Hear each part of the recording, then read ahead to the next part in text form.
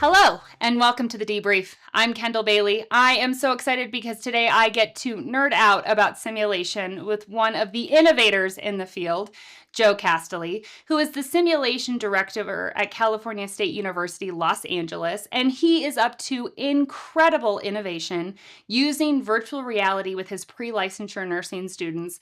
Joe, I am so excited to have you here today. How are you?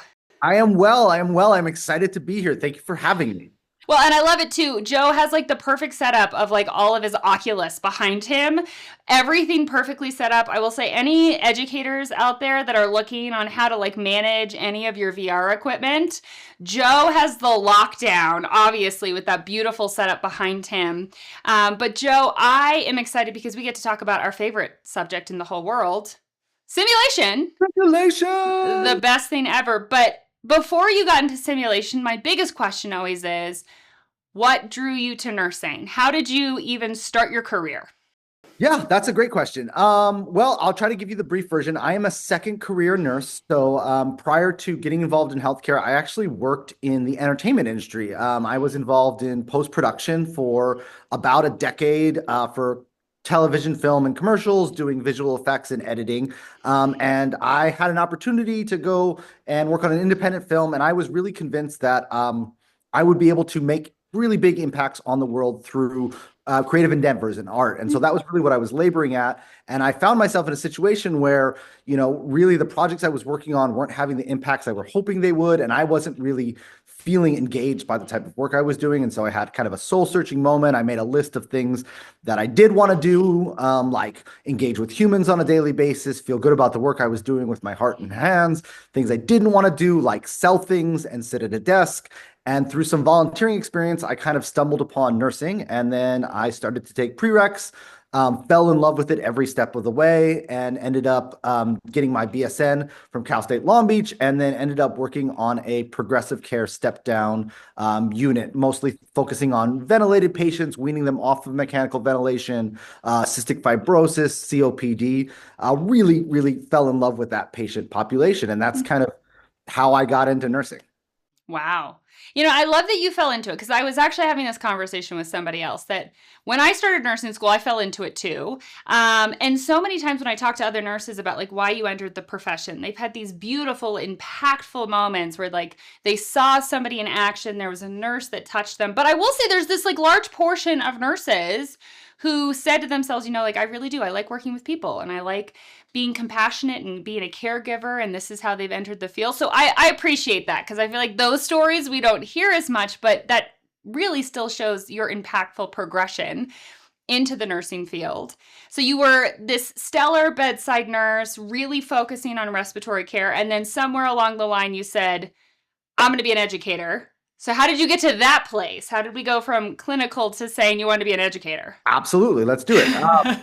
Well, the unit I worked on was kind of an interesting unit. We sat somewhere between the ICU and a typical med surg floor, which meant that we took patients on ventilators. And so our nurses required a little additional training in order to be competent with that patient population. And so we did a kind of new to specialty course, and it was essentially a ventilator training course. We taught nurses with more of a med surg background how to care for patients on a ventilator. And I got kind of roped into participating in that course, just teaching people about how to interpret ABGs.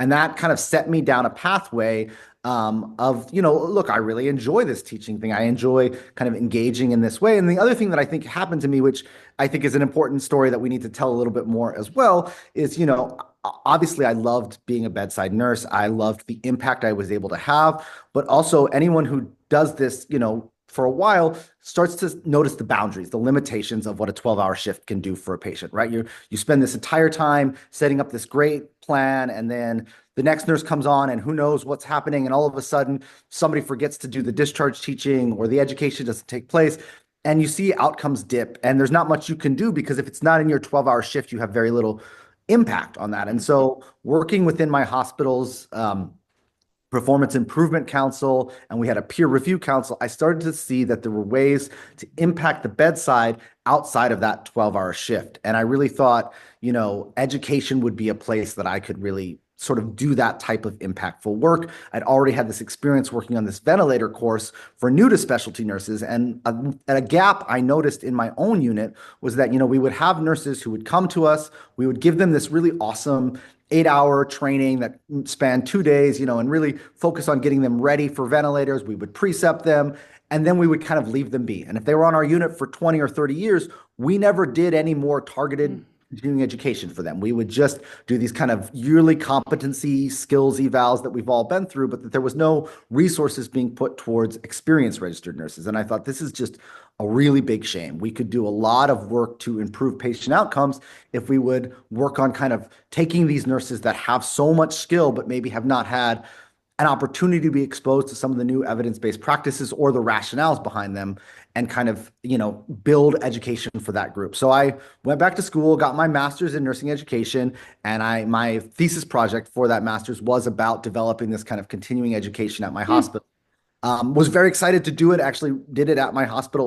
It was a great opportunity to kind of do some interesting teaching with a different population of nurses. But while I was doing that nursing education master's, I had the opportunity to also work in the pre-licensure world and have an opportunity to follow a clinical group around. And I thought, wow, I really just kind of fell in love. And I realized one way to really make a strong impact is to help create the type of nurses that I would like to see coming out of pre-licensure programs, have that transition to practice be a more effective moment. And so, even though I intended to go back and be in post-licensure, I just sort of ended up in pre-licensure. And, I've always been a fan of saying yes. And so, when I was offered my first clinical group, I said yes. When I was offered my first lecture, I said yes. When they said, do you want to coordinate this accelerated Bachelor's of Science in Nursing program, even though I didn't know what that meant, I said yes.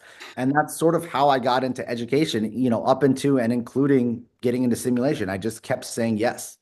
Well, and I want to sit on that for a second, because I feel like there's a lot of new nurses who are stuck in that place too, where maybe they do love where they're at the bedside, but like you said, there are limitations over time, or there's the inability to make a greater impact if that's their progression, or maybe they're finding new passions that they never even thought were possible for what those limitations are in a pre-licensure program to become more of a generalist. And I do believe being a yes person gets you to a new place that you never anticipated. And so, I just want to say for all of you nurses, soon to be nurses listening out there in the world, say yes. It's terrifying. I don't know about you. I was incredibly terrified for all of my yes moments. Were you fearful for all of these yeses when you had no idea what you were doing? Oh yeah, absolutely. Absolutely. I mean, one of the big yeses I think about is somebody came to me and asked me if I wanted to be on this like performance improvement council. And it was like, I wasn't, I'd been a nurse for 4 years, I think at that point in time. And I was comfortable in my world, but all of a sudden, being around some of the upper leadership in my hospital and feeling comfortable talking about what we were doing on our unit felt just terrifying, absolutely terrifying. But it pushed me. And I think that's so often in nursing, I see people terrified to look like they don't know what they're doing, or to lose that kind of badge that we all work so hard to get, where we feel comfortable in these environments. But you have to get uncomfortable in order to grow. And I love that, because I will tell anybody, I don't know what I want to be when I grow up. I'm still figuring that out. I don't know about you, Joe. Like, the yes keeps growing, right? And you still don't know where you're going to go. And the fear is always there, but it's a good fear. And you get to these really cool places where you're at now as the simulation director, and you're doing some really cool things there as a simulation director. My question for you is, why sim? You obviously found a passion in education, and where was it that simulation really was that passion project for you, and what you've grown as your educational career?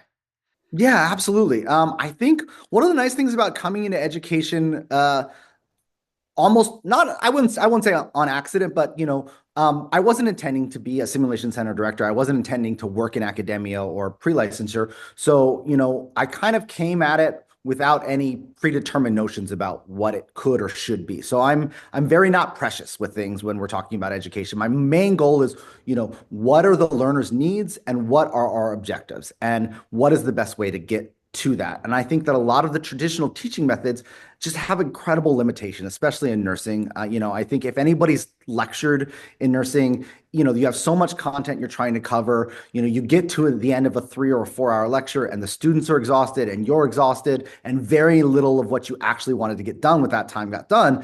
And one of the things I really like is anytime you can expose a student to something that makes them generate their own questions or generate their own kind of feedback about themselves. And I think Sim is so incredible because it provides experiences for students that are meaningful. And these meaningful experiences cause them to reflect and then to grow. And I think that that's really where I thought Sim was this kind of incredible space because I've done clinical and clinical is great, but we oversell the impact that students are able to do in a clinical environment, especially because they're very different experiences depending on which hospital you're at, what type of patients you're seeing for the day. It's really easy.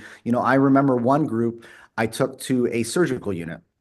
It was a surgical unit. It was a good surgical unit, but there was this one doctor, and he was basically the person to do hip revisions. So 20 of the 30 patients on the floor were all post-hip revision patients. And really, after 2 weeks of that, how valuable or meaningful are these learning experiences for the students, right? They're seeing the same type of patients, the same type of interventions. It's not that being in the hospital and direct patient care isn't important, but that there was a limitation to the impact that could have on their learning. And I think Sim is wonderful because you can fill in these gaps. You can create these other experiences, and they really do provide the students with meaningful things. I think when you talk to people about nursing school, very few of them remember the lectures. They remember some of the clinicals, but they remember the simulated experiences. They remember the times they felt uncomfortable and what that did for them. And I think that that's really where I see this as a tool. And also, it just sim is one word that describes just like infinite activities that you can do.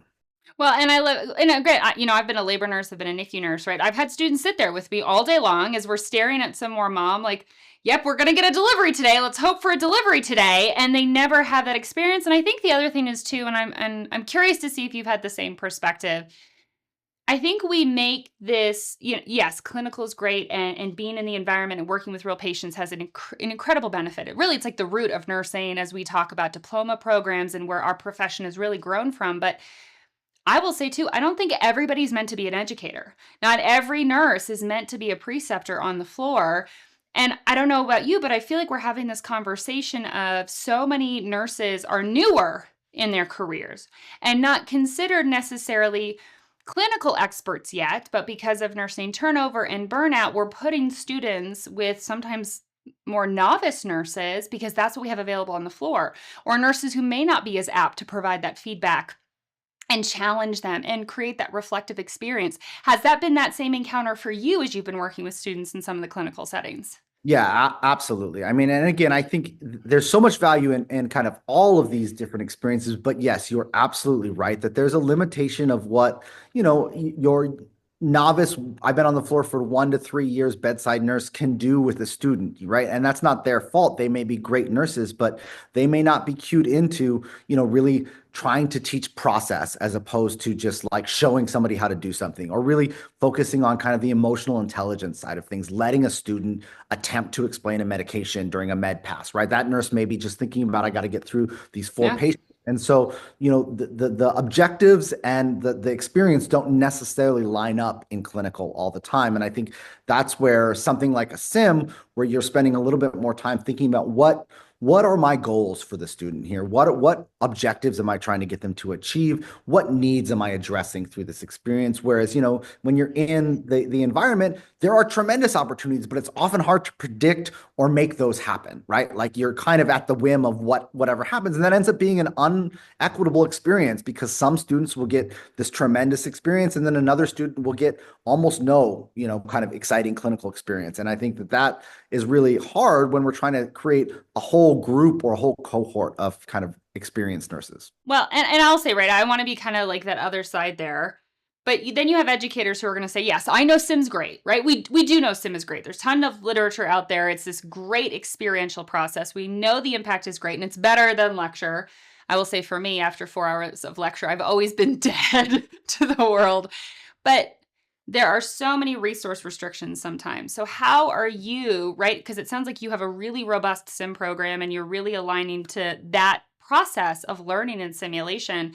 But I will say many institutions are like, yeah, sim's great, but I can't do it, or I don't know how to do it, or I don't have the resources to do it, or I'm not trained to do it. So how have you overcome that as you've built your own sim center? Yeah, absolutely. I mean, and I will say I was lucky. I came to an institution that already had a lot of kind of the foundational structure in place. Now it had been kind of not kept up to date, but we did have some generous donations and grants that helped kind of get us off the ground. I think the thing is that SIM is very scalable, and I think that's important to note. You know, when you start to look, if you're brand new to SIM and you look, yes, it feels very expensive and inaccessible, but really there are things that you can do that are very kind of small level that are just really helpful to students, right? So I think a big thing that we're trying to work on in our simulation center is what are behaviors and processes that students need to be really functional at in order to transition safely to practice, right? And I think traditionally, sim centers and skill centers are like, how do we get people good at putting in IVs, or how do we get people good at putting in Foleys?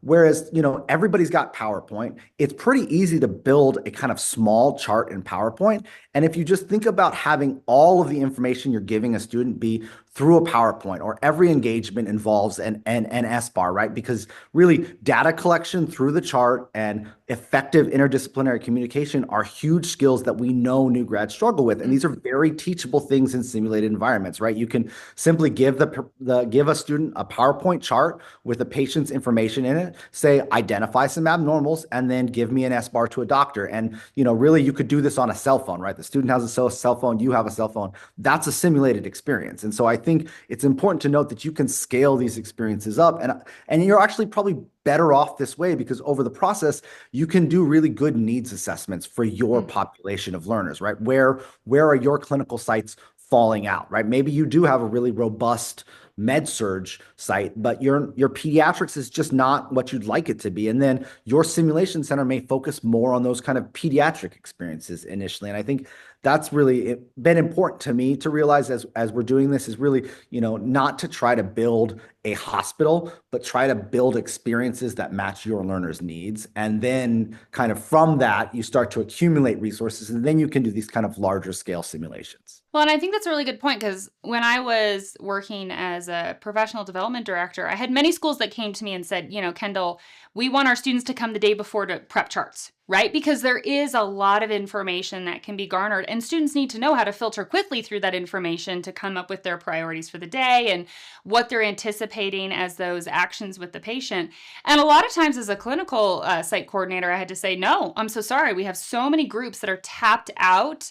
They can't come in the day before. I have nowhere for them to sit. I don't have enough computers for them to even access those medical records. So I really appreciate that, you know, you're taking SIM through those modalities in a multitude of ways to really meet the needs of your learners. How are your learners adopting to SIM? And I will say, because I've read a couple articles now about students having anxiety performing in front of their faculties, anxiety performing in front of their peers, that we do have a newer generation of learners. They're not as apt to necessarily communicate and perform in groups, or what we consider groups for traditional SIM. How have you identified that transition as you've incorporated SIM with your learners? Sure, that's actually a great point, and I think it is important to note that, you know, I mean, the literature tells us that simulation is not going to be for everybody, right? I mean, I think somebody, you know, one time told me you're going to get about 10% who think sim is the greatest thing ever, and about 10% who absolutely cannot get over sort of some of the fidelity issues and the kind of parameters of simulation. But for that other 80%, they're all going to be kind of taking different things out of the experience. And so really what it's about is, how do I create an experience that all of my learners can engage with in a way that they will at least get something out of it? And I think a lot of that has to do with building culture around simulation. You know, I think it's really important to talk. We call them the three pillars of safety, but we talk about physical safety, academic safety, which is hugely important, especially if you're starting a simulation center out, or you're starting program. Is if you immediately try to do, you know, these huge summative assessment type sims or high stakes sims with students, you're going to traumatize people, and then no one's going to want to come back, right? And that's not your goal, right? I think of my work in education as building environments that people learning. And if I create this scary experience where no one wants to show up and there's so much anxiety around the experience, then the learner is not going to engage with the environment that I've created, and they're certainly not going to grow as a result of the experience. So I think safety academically and then emotional safety, right? Making sure that you really discuss, we're not making you perform in front of your peers because we're trying to torture you, but because we each learn from seeing someone else's kind of perspective on how to do this work. And I think really framing the experience and being transparent about your learning goals and your learning objectives and why you're doing these certain things is helpful to learners. I think those of us who think in education, we think in terms of growth and learning, and we're constantly kind of, oh, this would be great, and we're going to get this feedback, and then we're going to identify gaps. But I don't think that information is always as obvious to the learner. And so I think, kind of being transparent and showing intentionality is really helpful in building a culture. And I think once you start to build that culture, you'll find that people really do like sim. I think, I get a lot of feedback from students, especially from our lecture courses, that say, I'm tired of teaching myself, which I don't think they're actually doing, but you hear that a lot. I'm tired of Yeah.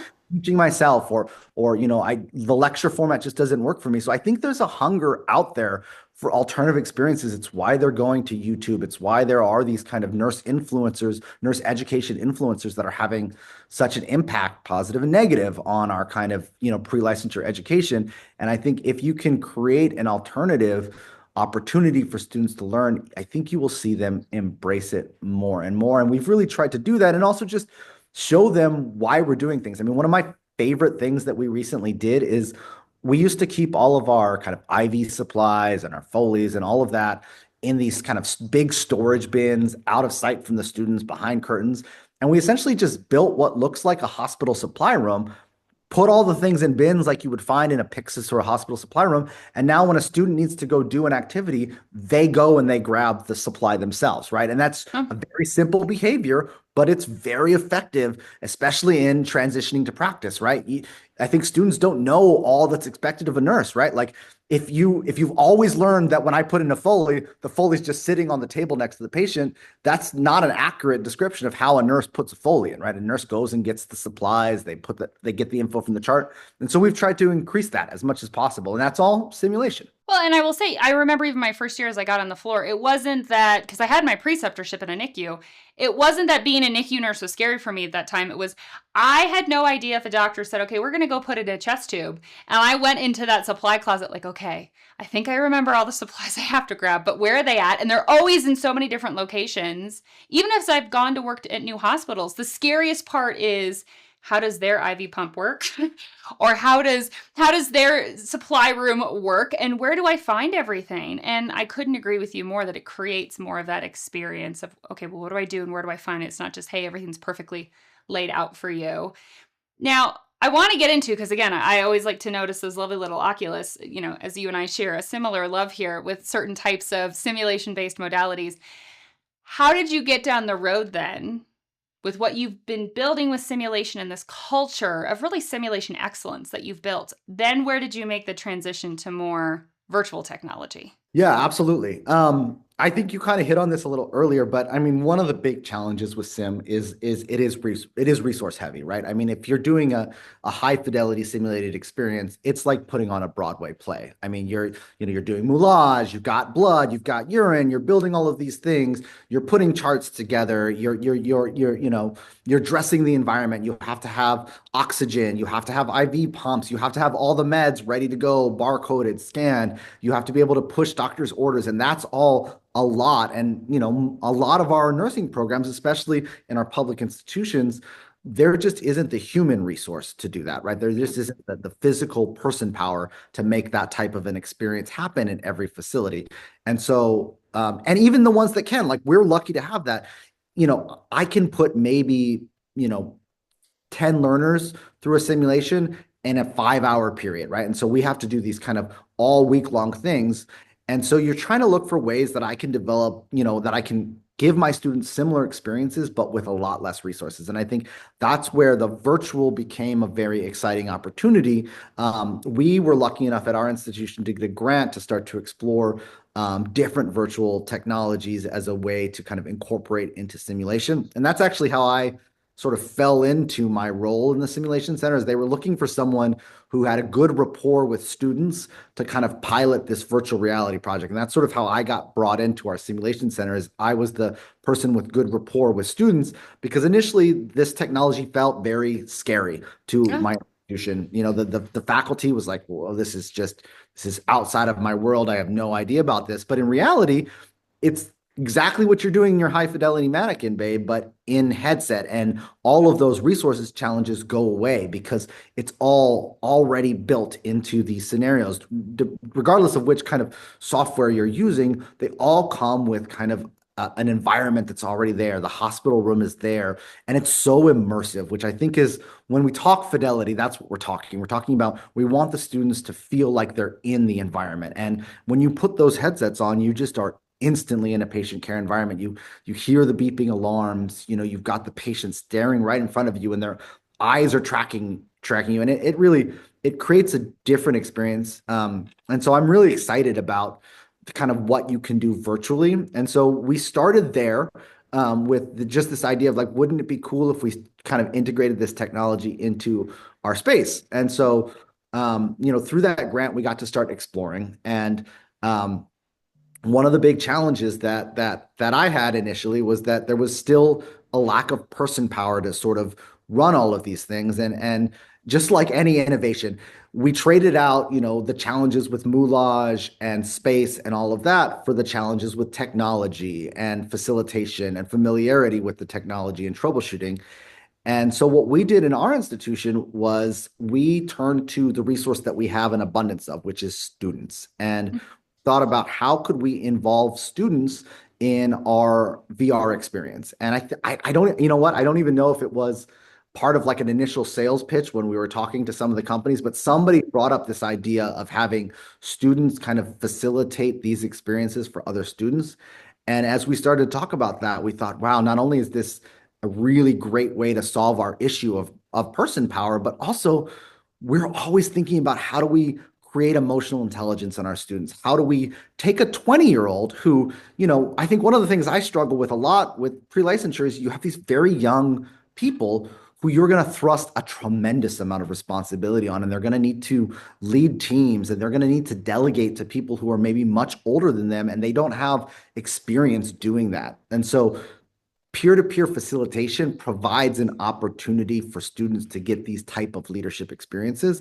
And that's really been kind of an unintended consequence of our using students to facilitate our VR experiences is that we get this tremendous leadership opportunity. So in our program, we do a tremendous amount of peer-to-peer led facilitation with the virtual reality, which is really, really worked out nicely. I could talk a little bit more about the model if that's interesting, but it's really been something that's been helpful with the VR because it allows for, just much, much more rich experiences for both the learner and the facilitator. Well, and I will say what I think about that when you bring it up is, I start to think, well, how are your pre-licensure, just like you said, very young adults learning massive amounts of information and they're in nursing school. And you obviously have the understanding of the tenets of safety in nursing and the best practices in simulation. How are you preparing your pre-licensure students to safely facilitate simulation for other peers? Like, it feels like, was that the same adoption hurdle that you had to cross, just like that technology adoption hurdle with your faculty? Or how did you create that and develop those skill sets in your students? Yeah, absolutely. I think a lot of it is about scalability, like we were talking about earlier. So, I mean, initially, we just had a very small group of volunteers who were excited about the technology. We put out a call and said, the School of Nursing has this grant to do virtual reality. Are any students interested in sort of piloting the software with us? And so we brought in a very small group of students, and it was basically trial and error initially. We kind of looked at all the different technologies we had. Once we purchased some technology, we started to become more familiar with those technologies. And, we're using a very basic principle, right? It's that see one, do one, teach one. And that's essentially where this idea came from was, we can probably have students learn this content, learn about these experiences, and then have them facilitate the experiences. And so we started from that model, and we had tremendous success when we were initially piloting it of having the students kind of fly it. And what was really wonderful about involving the students is that they identified gaps and solutions to those gaps that I never would have, right? I mean, I as an experienced nurse, I don't even think about, oh, well, I can read a chart. And, when you're in these virtual headsets, you've got this chart and you're very quickly skimming through this chart to Mm-hmm. get information about the patient.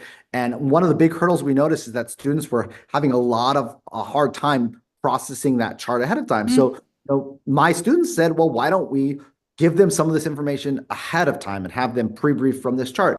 And so the students really helped me build pre-brief exercise that would make them more successful. And so having that kind of learner buy-in as you're developing these programs is so enriching. It makes for much better experiences and it makes it more student-centered, right? If the students are essentially driving the learning experiences, then they're going to identify things that you wouldn't even think of that would be beneficial to them. And so I think that was really one of the unintended consequences from that initial group. What we realized was we needed, well, what would make even better facilitators is if we somehow gave them more structured training.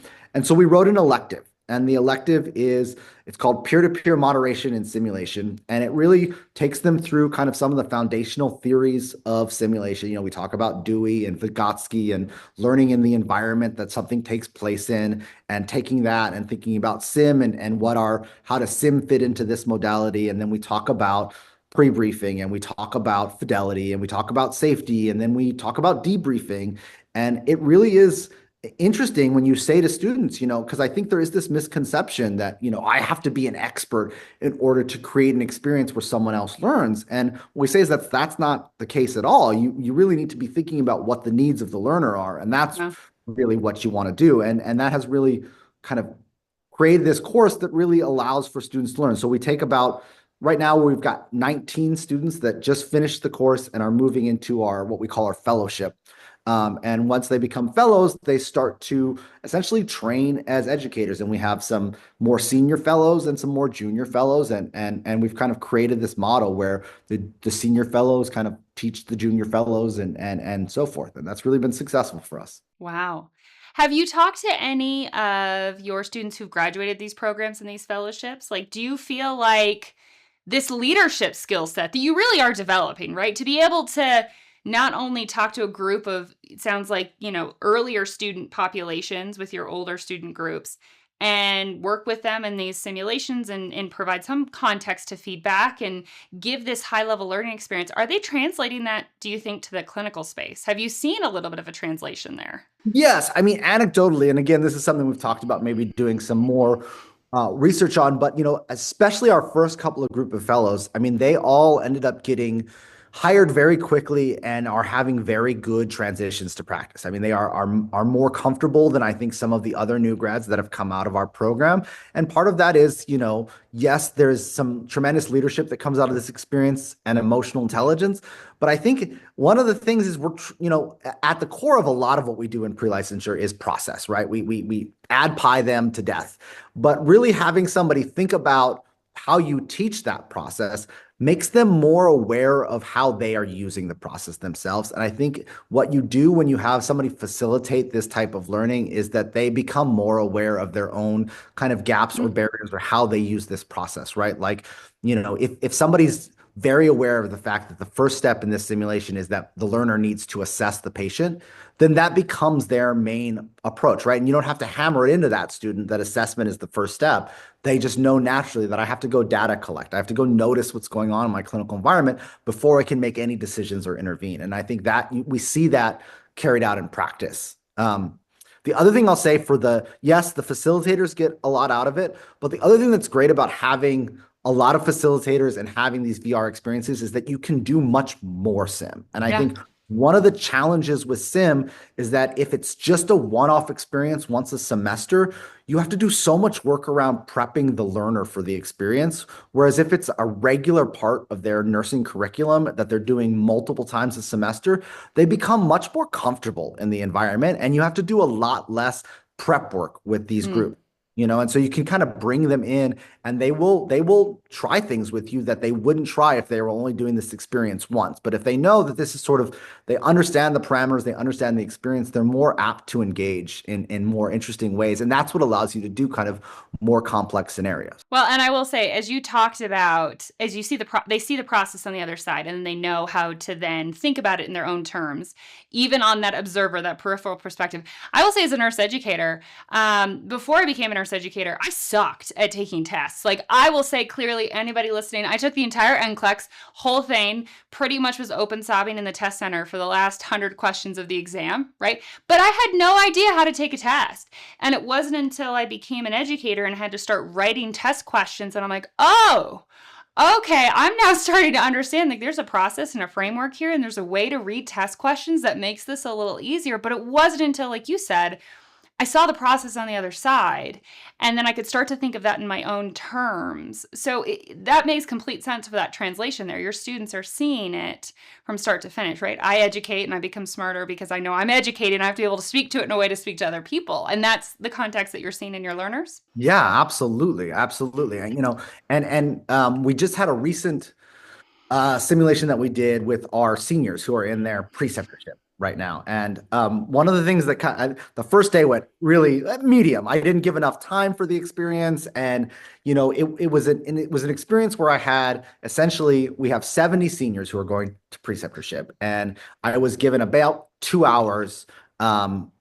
2 hour chunks to get all of these learners through a simulated experience. And so what we came up with is we broke them down into groups of about 18 to 20 learners, and we had 4 2 hour chunks of time. And using a VR platform, we essentially were able to put all 18 students in headset simultaneously, and the experience was a multi-patient experience. So they were caring for 4 different patients, and the goal of the learning was just to kind of frame their preceptorship, right? To say, like, you all are really thinking about putting in IVs and skills, but really what this experience should be about for you is thinking about the responsibility you're going to get thrust upon as soon as you become a nurse, right? Prioritization, time management, unit needs versus patient needs, all of these kind of things that we all know about as nurses, but that nursing students really are not that aware of. And when I got through my first group, I did our kind of classic debrief.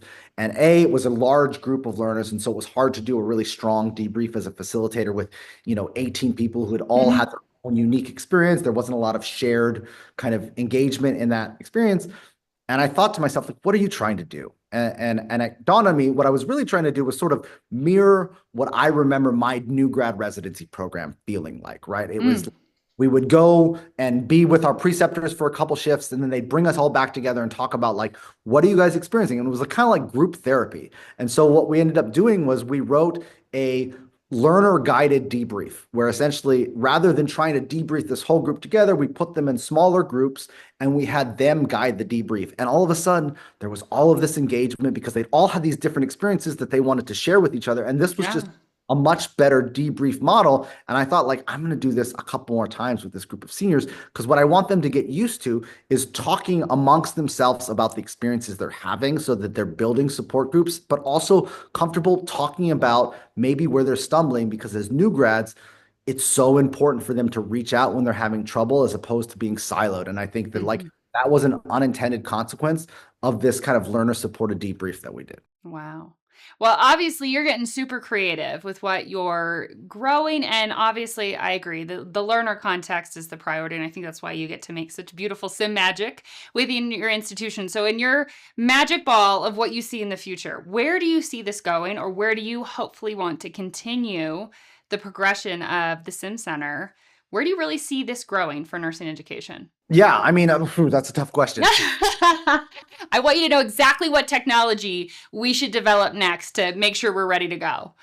Yeah. Well, I will say that at least for our institution, a lot of our goals now are about exposure early and often to simulation so that we can start to have learners who are trained in this learning modality, right? Because I think everybody doesn't realize this, but you get trained on how you learn. And so, like, if you're used to sitting in a classroom and lecturing, and this is your only way to learn, the first time someone tries something different with you, it's going to be uncomfortable. And I think, the challenge is to push past that uncomfortable to where you can really dive into the benefits of this tool. And so I think what we're going to do is start to rethink what fundamentals of nursing looks like for our program and have a lot more VR right up front, have them in headset right up front so they get used to kind of being in the technology and so that the technology stops being kind of a barrier in and of itself. And so I think getting students into these headsets sooner and earlier is going to be a goal for us so that by the time they get to second year and third year students, I'm not having to walk them through how to take a set of vital signs in VR or how to administer a medication. We can really have them do kind of a complex, GI bleed case into, a more intensive case, or, have them really think about how to, care for a post-arrest patient, something like that, something that's going to be more complicated that we couldn't just do if they weren't familiar with it. So I think that's something that we're going to do is start the simulated experience earlier. And I think, I want to do stuff keeping on that idea of the supply room. I want to have them in charts every time they're in the sim center. I want them badging in and out of computers to get in. I just want to build behaviors and processes in these nurses because I think, one thing that we're hearing, I don't know that all institutions are hearing this, but from industry, we're hearing the students are not prepared to transition. They're not prepared to transition to practice. And I think a lot of that ends up people worry about content like, oh, are they not, you hear about the COVID learner and how far behind the COVID learner is. And I really don't think it's a content gap. I think it's a process and behavior gap. And I think that we can do a lot more to kind of teach process and behavior to students. And I think emotional intelligence plays a big part of that. I think we need to have students having conversations with virtual patients, with mannequins, with each other so that they're more comfortable kind of engaging in some of these harder conversations. I think we need learners to be more adept at gathering data and really thinking about what is strong data versus what is not strong data. I think they just need behaviors and process more than they need content. And so we're going to really try to emphasize that in a lot of what we do in simulation. I do think that virtual reality is potentially a really big equalizer because like you said, not everybody has the space or money to build a simulation center, but our VR lab is a room. It is a large room, and I have a cabinet full of headsets. Does take some investment, but it's not nearly what it is to kind of have oxygen running into a room in your campus so that you can have a flow meter on the wall. That can all be done in headset. And I think having students do this type of stuff more is crucial because as we know, we're moving to this idea of competency-based education.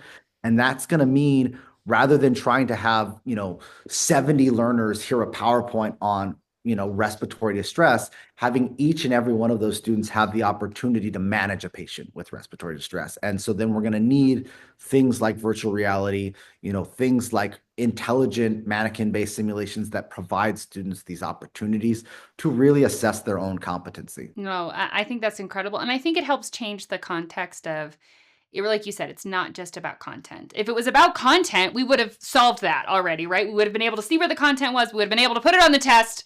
We would see where we're at. But obviously, right, we have high pass rates for the next gen NCLEX.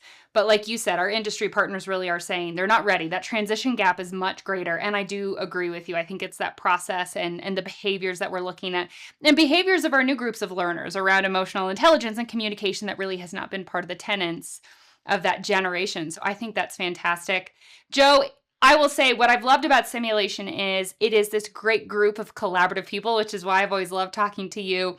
If anybody who's listening today wants to get in contact, learn more about your creative endeavors or the models that you built, what's the best way if anyone wants to reach out or see what Cal State LA is up to? How can they potentially reach out to you? Yeah, absolutely. So on our website, the Patricia A School of Nursing, there is a faculty page, and I'm down there on that faculty page as the Simulation Center director. So if you want to go down there, you can learn a little bit about our Simulation Center, and then also feel free to reach out to me by email. That's probably the best way to get in contact with me. And all my contact info is there on that page. Awesome. Well, thank you so much, Joe, for spending the time with me today. I could probably go on and talk about this forever, so hopefully we'll have a part 2 once we see more of your behaviors and processes in place. And maybe from your past life in recording and video editing, I'll bring you in more so you can help make this the best podcast ever. But for everybody listening, thank you so much for joining the Debrief with Kendal Bailey. Please like, share, subscribe, give to your fellow nurses and simulationists and anybody else who's willing to shake it up just a little bit. But it was great having this conversation today. I hope you have a great day. We'll talk to you soon.